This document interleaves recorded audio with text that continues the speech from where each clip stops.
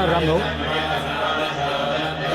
अशा प्रकारे काल तुम्ही 27 एकर जमीनचं जे प्रोजेक्ट पाठवलं आहे किंवा जी अंमलबजावणी तुम्ही राजावाडी हॉस्पिटल किंवा अतिदिव्य खंडोबाच्या टेकडीवरती अतिभव्य वैभवशाली मंदिर किंवा 33 कोटी देवतांचा एक अनुग्रह आणि अतिशय सुंदर घाटकोपर बनवताना तुम्ही काल विधान भवनामध्ये तुमचे विचार मांडले.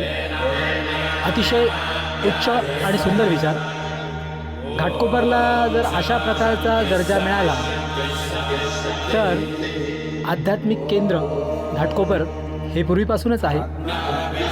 इथे अनेक जैन ऋषींचे आश्रम आहेत, तसेच अनेक हिंदू मंदिरं आहेत आणि घाटकोपरचे महादेव म्हणजे घाटकोपरचा घाटादेव किंवा घाटकोपरेश्वर, पंतनगरेश्वर, भटवाडीचे गणपती असे अनेक देवता इथे जागृत आहेत.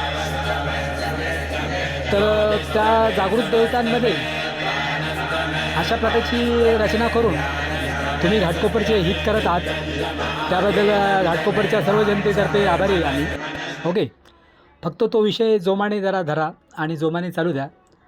ओके, स्वामी समर्थ.